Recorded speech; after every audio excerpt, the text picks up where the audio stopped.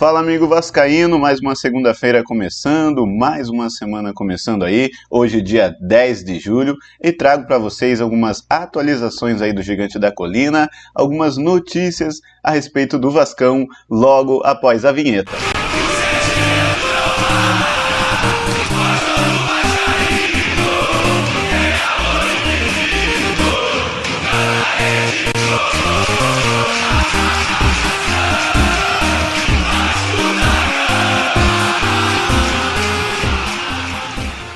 Lucas Gabriel aqui mais uma vez com vocês, falando a respeito do Vasco, falando de Vasco, como diz o canal aqui. Antes de mais nada, eu gostaria de pedir para você, amigo vascaíno, que está chegando agora no canal, para você se inscrever, ativar o sininho, deixar o seu like, deixar o seu comentário e compartilhar esse vídeo aí para os seus amigos e familiares vascaínos, belezinha? Para começarmos aqui as notícias, vamos começar falando do posicionamento do Luiz Melo e do Paulo Brax. Eu vou tocar aqui as declarações deles e logo em seguida vou falar um pouquinho a respeito do que eu acho, da maneira como eles estão tratando a situação do Vasco da Gama nesse atual momento. A nossa presença aqui é um pouco para pedir desculpa ao torcedor.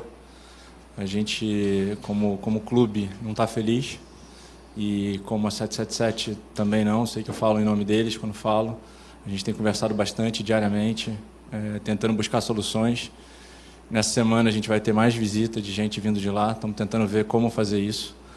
Eu entendo a frustração do torcedor, o torcedor realmente está frustrado. Eles têm que entender que a gente está mais frustrado ainda, a gente realmente está trabalhando bastante. Nos últimos anos o Vasco vem passando por algumas situações, a gente trabalhou bastante para que isso não acontecesse, mas essa situação é o que a gente tem que lidar. Então eu estou aqui realmente, internamente, estamos fazendo as cobranças necessárias, todos os departamentos estão sendo cobrados. Eu sei que existem algumas dúvidas que eu acho que no momento oportuno a gente vai falar, mas acho que também não vir aqui e falar que em nome do Vasco como instituição a gente hoje pede desculpa ao torcedor, não seria a nossa função. A gente realmente aqui entende e percebe que precisa melhorar. Nosso dia a dia é para melhorar em todos os departamentos, futebol também é departamento, mas eu queria colocar aqui e pedir mais uma vez desculpa ao torcedor, mas que ele saiba que a gente internamente está trabalhando bastante para que a gente saia dessa situação em todas as áreas. Pelo futebol, em nome do futebol do Vasco, o sentimento também é de muita vergonha. Eu estou aqui envergonhado e todos ali dentro do vestiário também estão com raiva, frustrados. Não tem inércia aqui. E os resultados são inadmissíveis. Inadmissíveis. Inaceitáveis. 14ª rodada do campeonato. E nós vamos ter que traçar uma linha. Passado a gente não vai mudar. O futuro nosso está intacto. E nós podemos fazer diferente. E nós vamos fazer diferente. Na próxima semana a gente vai ter um novo comando técnico. Oportunamente a gente vai passar para vocês. A gente vai ter oxigenação na janela, dentro do limite econômico do clube. E eu não vou desacreditar nem do trabalho que está sendo feito, nem do clube, em nome do futebol. Nós vamos trabalhar mais e mais e mais para tirar o clube dessa situação que a gente colocou. E nós vamos tirar. Eu peço desculpa ao torcedor, em nome de todos do futebol, e vamos traçar uma reta, uma linha de separação entre o que aconteceu hoje e o que vai acontecer para frente. Bom, como você acabou de escutar aí, amigo vascaíno, você acabou de perceber, parece que eles estão achando que vida que segue, ainda dá tempo. Eu espero que eles tenham um excelente planejamento para tirar o Vasco dessa situação, porque o torcedor vascaíno já não está mais aguentando esse tipo de discurso. Depois que acaba uma partida, o Vasco perde, eles vão lá ou falam ou não falam nada, e quando falam, fecham para a imprensa, não deixando com que a imprensa represente aí a voz do torcedor, porque quando a imprensa está lá dentro, quando a mídia está lá dentro, eles podem fazer as perguntas que os torcedores anseiam, como por exemplo, como pode eles terem contratado o zagueiro Maicon, zagueiro do Santos, que é a quarta opção do Santos, de um time que tem uma zaga também muito defasada, uma zaga horrível, eles terem contratado um zagueiro, a quarta opção de uma zaga dessas.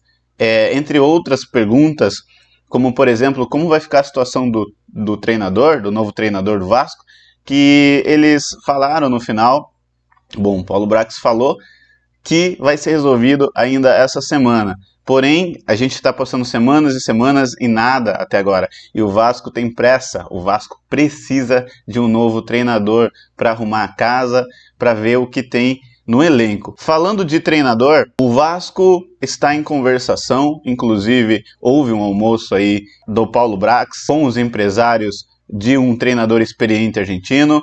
O nome desse treinador é Gustavo Alfaro. Ele foi campeão do campeonato argentino pelo Boca Juniors quando comandava o Boca Juniors em 2019. Campeão argentino do campeonato argentino, rapaziada. Bom, isso parece ser bem interessante. Além do mais, ele foi treinador da seleção do Equador na última Copa do Mundo. Então, um treinador aí bem experiente e realmente um treinador que pode vir a somar.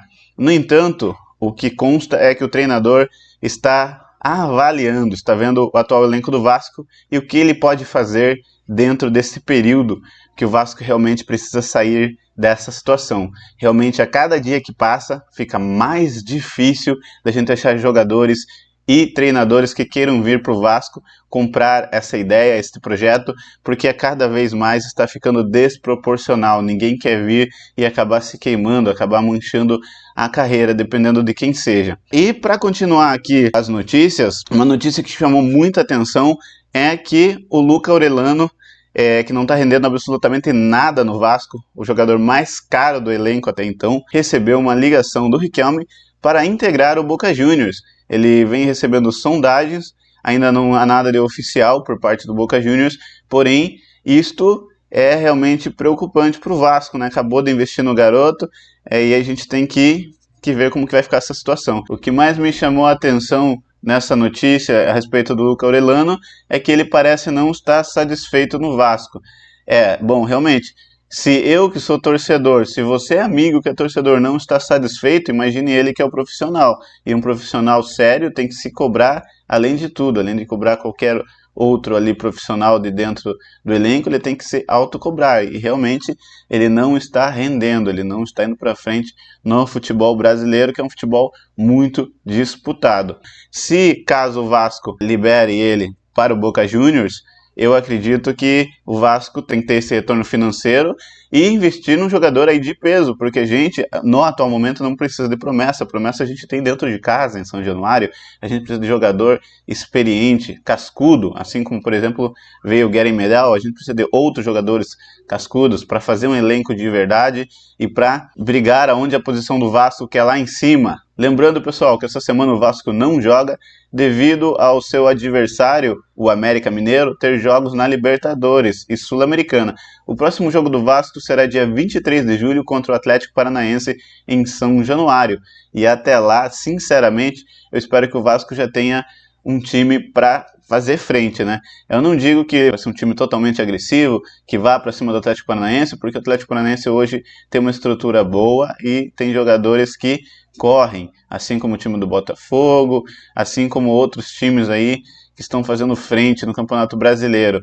E realmente, pessoal, como disse o Paulo Brax, ali é uma vergonha ver o Vasco nessa situação. Pelo menos uma parte ali que ele disse, eu concordo com ele.